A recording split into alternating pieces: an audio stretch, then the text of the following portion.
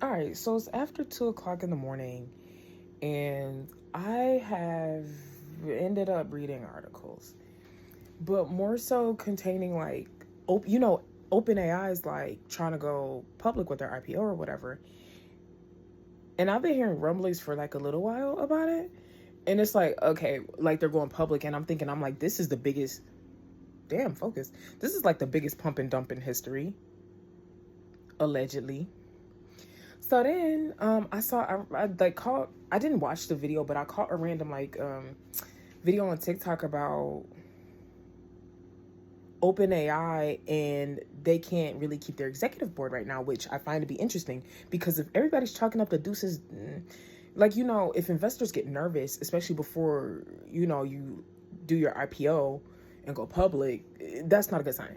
So I end up on CNBC reading about like OpenAI and their IPO, and I'm just like, this is a fluff piece. Y'all are bullshitting me. And then OpenAI has like 862 billion valuation, and I'm like, how the fuck y'all gonna get that off? I don't think they're gonna be able to get that off. Let's be real. I don't see it. And then when I got toward the end of it, they were like, "Oh, the board decided to kick Sam Altman out, being CEO, but then they gave it back to him." And I'm just like, he liked to drive the crazy train, huh? And you just stick up with his bullshit long enough to probably turn a profit on your investment. And then I get completely to the end, and the video is talking about building or fronting OpenAI like a $105 billion data center and shit, like essentially $100 billion investment. And I'm just like, y'all are really playing hot potato with the money. And it's like, oh, it's a PONZI scheme, allegedly. Okay. You know what? I do think OpenAI will launch their IPO. I think they're going to get that off at that $862 billion valuation. I don't see it.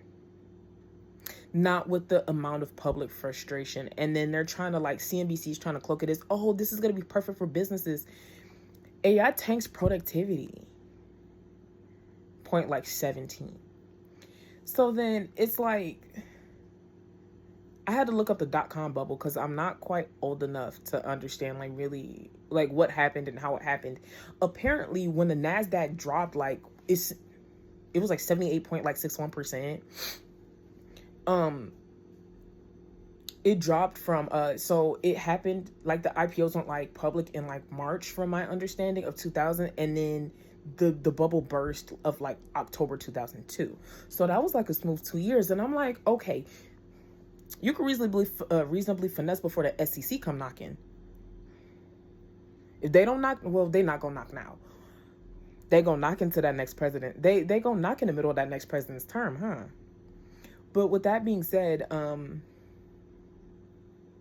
I don't give them like for this pump and dump. It's not gonna be no 2 years like how the .com bubble burst. It might be as smooth as 6 months, and then oof.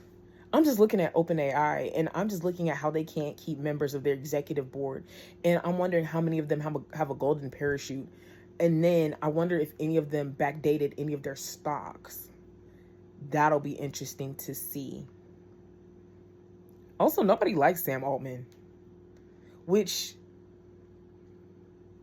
arguably isn't good for perception. Then again, I'm anti-AI.